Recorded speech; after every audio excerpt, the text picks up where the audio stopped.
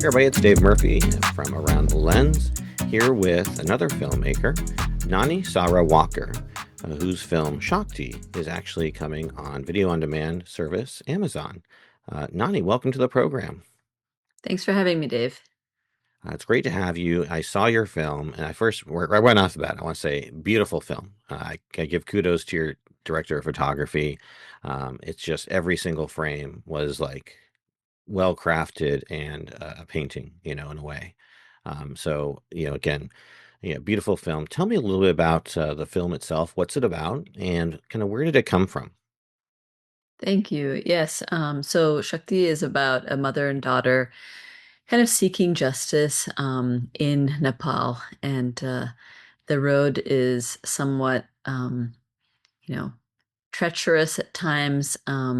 There are a lot of obstacles and also some very surprising elements like the supernatural that they explore. Yeah. And so, yeah, it's a quest for justice. Absolutely. And I do want to kind of get into some of the details of the film after we kind of talk a little bit about it, because I think obviously it's a very important subject matter that deserves to be discussed. And so I want to get into that. But I would say, where was your inspiration for the film came from? Like who, I think you wrote and directed it. So, I imagine it comes from at least the country, it comes from personal experience, right? Yeah, it's personal experience, but also kind of collective experience. The huge kind of inspiration for me, the moment came when I learned about the 35-day statute of limitations in Nepal, and kind of shocked me. And I just felt like I really need to make a film around this. And as I started to talk to a lot of people and get to understand the situation, so many are impacted by sexual violence, by sexual assault, and yet, there's not much in terms of storytelling. Like we often, don't want to hear about stories that deal with themes around abuse, and I think, it's kind of high time that we do, just so that there's less that continues on and less that we kind of agree to be complicit in. Yeah, no, absolutely. And as I was reading about your film, obviously you've gotten into a lot of prestigious festivals, but there have also been kind of some pushback, right? Because of the subject matter involved. Yes, definitely. I recall very clearly being at festivals, at markets, and people coming up to me and telling me, this is such a taboo. I wouldn't touch something like this. And it was quite shocking to me. I mean, I'm talking about women, coming up to me and saying this. So, the patriarchy is real. And in a way, it's not just men who are feeding it. It's like a lot of women also feed that system and that machine. Yeah, why do you think that is? Well, I think, it's kind of a proximity to power. And in some ways, like, I think people just want to stick with the status quo and just make sure that, nobody's feathers are ruffled, and just Mhm. make sure that, yeah, people are just going to be content and happy, and, can make small talk at festivals rather than kind of dive into some of the deeper and darker stuff that, we're facing as a society. Right? Like they don't want that thrust upon them, correct? They want to Yes. be, don't want to realize or recognize that, the subject matter of the film happens. It happens everywhere, right? And, I was doing some research on it, and I found that there seems to be a higher propensity for what, happens in the film in more like Southeast Asian countries and whatnot versus other countries. And, I'm just curious from your own background or experience, with Nepal, do you have any kind of idea of why that is or what's, why there tends to be that way? Obviously it exists everywhere, but I'm just saying, use your kind of personal experience sort of help lighten on why that is perhaps more prevalent there. Yeah, I mean, I think it does exist everywhere. So, I don't know if it's like we can say that it exists more in a place.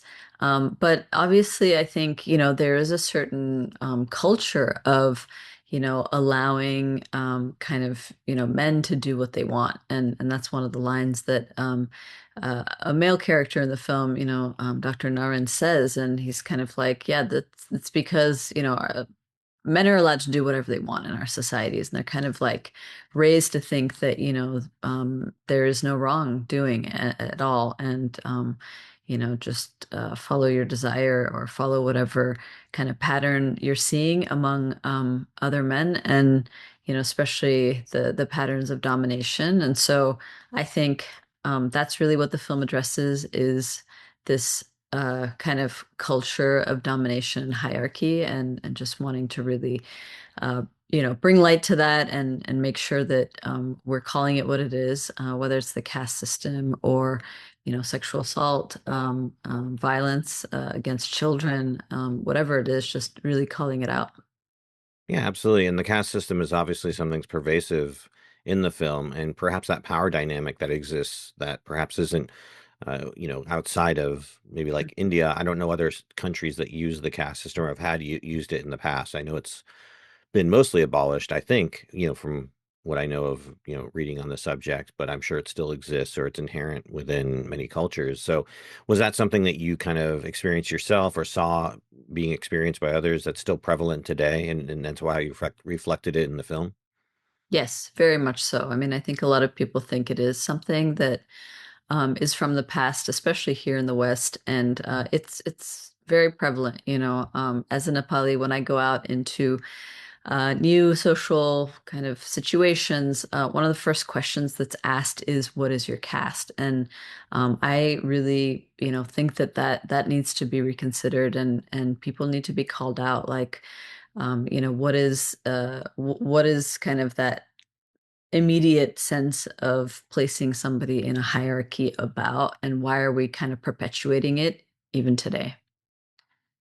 Yeah, I think it's some kind of human nature thing, right? Like there seems to be some kind of weird human nature thing that we like to categorize ourselves into different classes. Obviously, an era of the past, right? You used to have slavery, right? And I know it still exists in some pockets of the world, but that seems to be this drive for power and control over others, and I think that kind of manifested in many different ways throughout the world.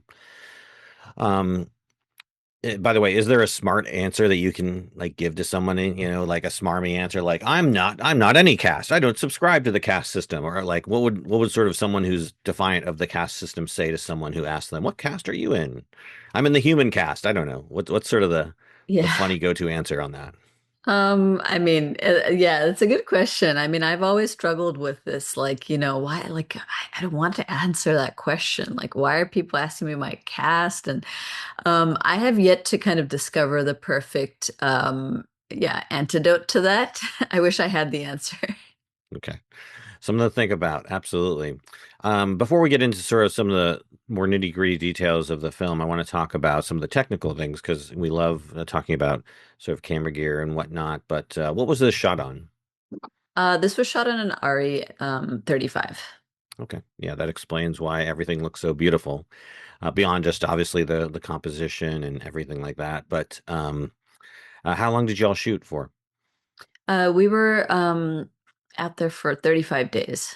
Oh, wow. Okay. And it was all shot in Nepal? Yes, yes. Wow, that's great. With a complete Nepalese kind of cast and crew. I know you obviously had some Americans on the cast side, but I think, Yeah, so actually it was a pretty eclectic group. We had quite a bit of our crew come from India, from the US. Our gaffer was from Colombia. And then of course, Nepali cast and crew as well, which made up for quite a huge yeah, percentage of our crew. yeah, absolutely. That's great. Always want to hire local. I think that's important to do. And I don't know the Nepali film industry myself, but I hope it's you know relatively robust. Have you shot in America? And if you have, how'd you contrast that with shooting in Nepal? Yeah, so I haven't made a feature film here yet. And so I don't have like a side-by-side comparison, but I've worked on a lot of features, and Hmm. it's definitely, different in the sense that, yeah, I think the sense, well, time, for instance, there's a lot less shoot days usually in the US. And so, we had a longer shoot there, which was great. And it's different. I think, yeah, communicating, there's just a lot more people on set. And the cost of human labor is much lower than in the US, and so departments tend to be kind of inflated. Right, right, Um, but my experience was, yeah, I mean, I think, I think it's great to go and shoot abroad and to do that. And of course, ultimately would like to work here and work locally. And obviously it's much more costly to do that in the US. Although I yeah, would say after kind of having made this film, I think there are other indie films that were made with the same budget in LA or in California. And so, I think it is doable. Um, this particular story kind of had to be set there. right. So that's the reason I shot in Nepal. Yeah, no, absolutely. And I think it only added to the film because it really gave a picture into the Nepalese, lifestyle and, the culture. I think that would have been really difficult, if not disingenuous, to try and emulate in the United States or on a soundstage. Hmm. Hmm. Um, So I'd like to talk a little more detail about some of the more intimate aspects of the film. So at this point in our discussion, if you haven't seen the film yet, go out and see it because we're going to kind of get into a little bit of spoiler territory, but I think that's important. And so then come back and watch the rest of this. But also know that we're getting into some very serious topics that if you don't want to get into, obviously don't watch the film because it's going to be all about it. But so let's get into some of the more intimate details of the film. So obviously within the context of the film, there's which by the way, all your actors are great. Loved all your actors, especially the little girl. She did an awesome job. Um, Talk to me about the child sexual abuse aspect of the film in terms of how did you approach that with the actors and the subjects in such a way that was, I would say, sensitive to the subject you're shooting, but also deliberate in terms of trying to portray it accurately and legitimately, especially with the male actor who has to act as the antagonist in the film. Kind of how did you approach that? Was there any sort of difficulty there, or was it all everybody was professional and knew what they were doing? Yeah, mostly worked with professional actors. I mean, even the child actor, Paulina Oli, is a theater actor. And so she is aware of, this is a scene that is acted out and this is not really happening. Um, in order to protect her, we were with her parents. So, her dad was on set. The film is not very explicit. And so, that's it's just very suggestive. And that's kind of how I wanted to do this. I've rarely there are very actually few films in terms of reference for kind of childhood sexual abuse, and I think probably one of the earliest ones that I saw was Belle de Jour, Mhm. Louis Buñuel's film, and again quite suggestive more than explicit, and I knew that that was what I wanted to do.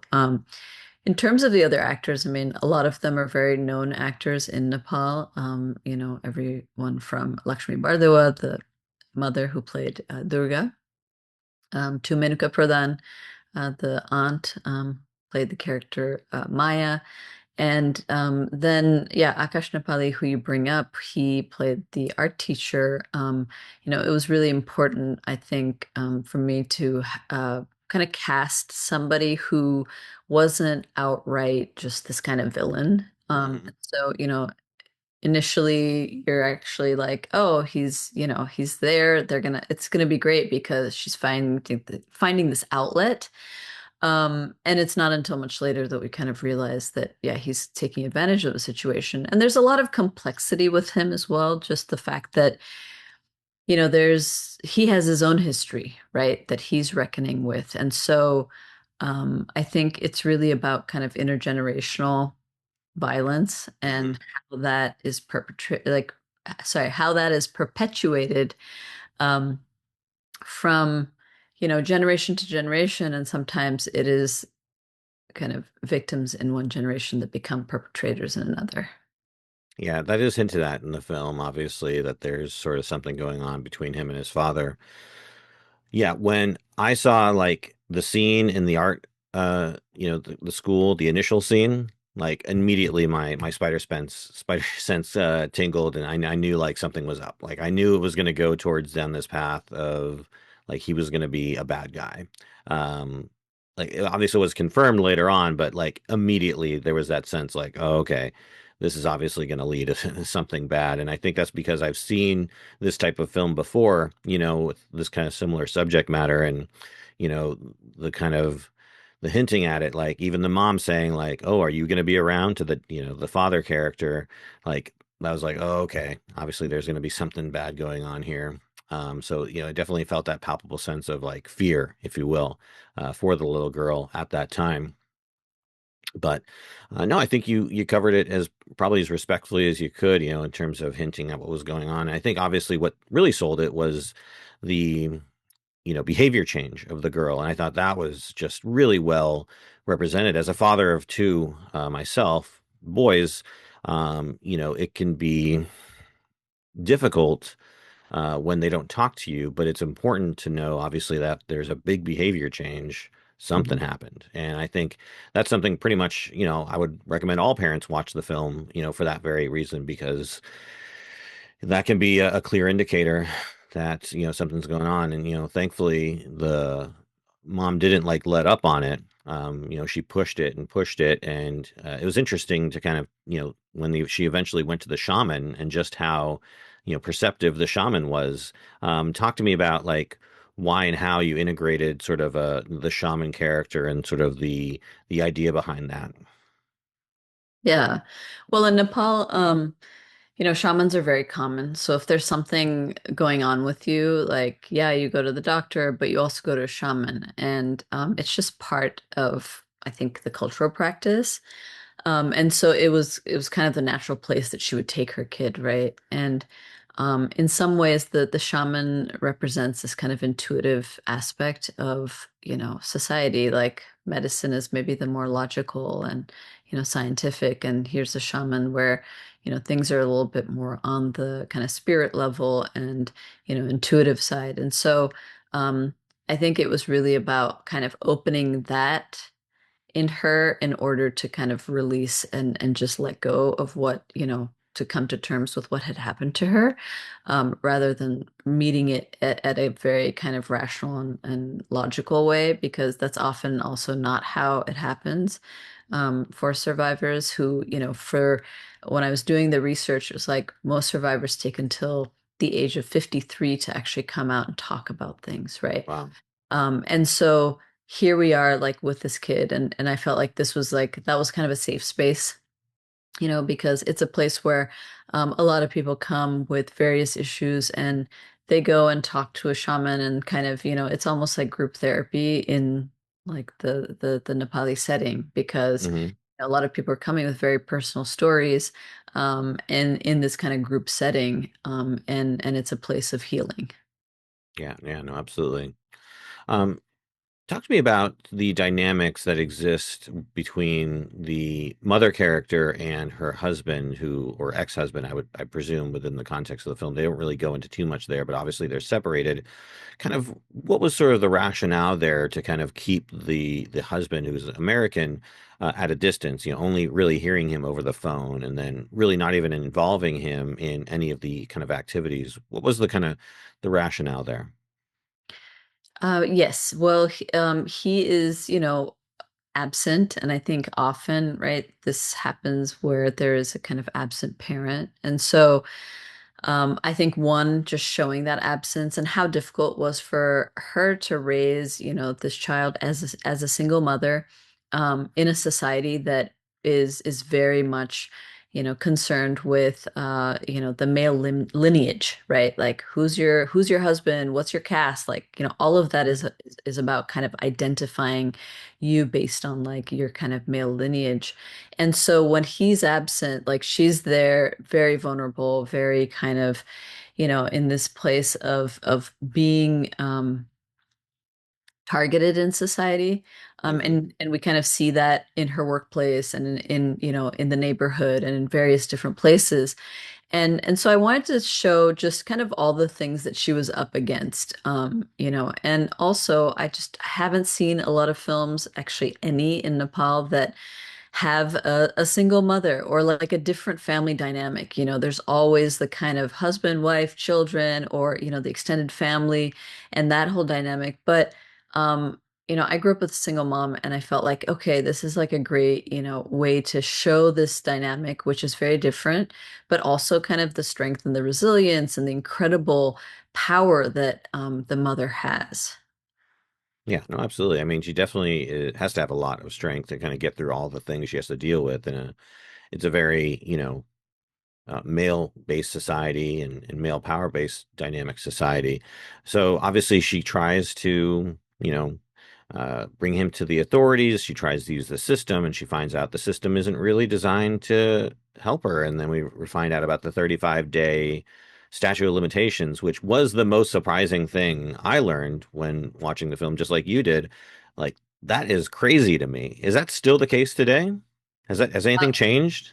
It's changed, but not much better. So it's quite restrictive. It's like 1 to 2 years now, which again is almost nothing, right? When you look at the actual data and people, coming out and talking about this, even processing, what might have happened, it's way, way more than 1 to 2 years. And so, yeah, I hope that, people will be enraged and go out and do something and call people and, just get the community together to change this. Right. No, absolutely. Definitely there should be a call to action with this. Where do you want to see it at, and how does it compare to other countries? I'll be honest, I haven't researched the laws myself. Well, neighboring India has no statute of limitation. And most developed countries have, in the decades, let's say. Right. So, yeah, just way beyond a year or two. And the 35 days that was kind of the starting point for me for making this film. And it really is the kind of punctuation mark of the film. Yeah, no, absolutely. I was thinking to myself, if you wanted to have an alternate title, 35 days, that would be like in my mind what a alternate title could have been. But you chose the word power, Shakti, as the title. Why? Where does the power, in your opinion, or as you see it, come from with regard to the concept of the film? Well, there's multiple ways that I think about kind of power in the film, and one is obviously the very kind of patriarchal power, but that is the kind of imbalance of power, right? Because all of the power has been kind of given to like, you know, one side or one gender of society or one aspect. And I think the film is really about kind of reclaiming that feminine power and saying, this is about a kind of balance and just these characters, if you see this mother and this child, like they're actually immensely like resilient and powerful, and so that's really kind of a nod to bringing back that balance. And then in terms of, yeah, alternate titles, I could have done, I think that's actually a great kind of possible English title. And initially I did have an English title, but I wanted to just kind of keep it at Shakti because it is I think it's a pretty well-known concept. And it's more than a word.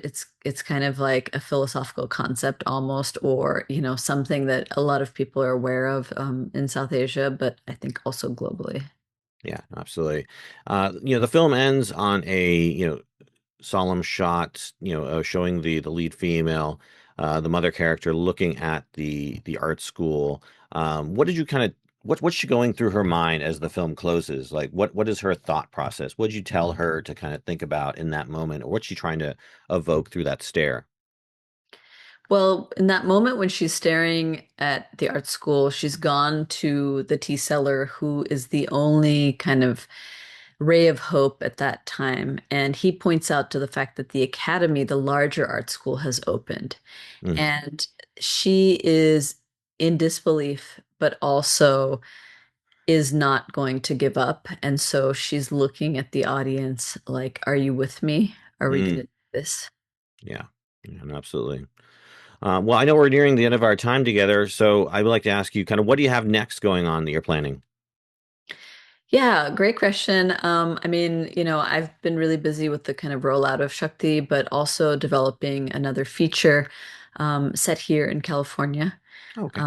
And just working on development for that. Haven't kind of announced anything yet, but it's a screenplay that I was working on initially prior to Shakti, and I'm kind of coming back to that. Great, great. We'll look forward to whatever that might be in the future. Before we say goodbye to you, is there anything else you'd like to add? No, this has been great. Thanks so much for having me, Dave. Awesome. All right, go ahead and remind people where they can find the film. It's on Amazon Prime Video, and it's called Shakti.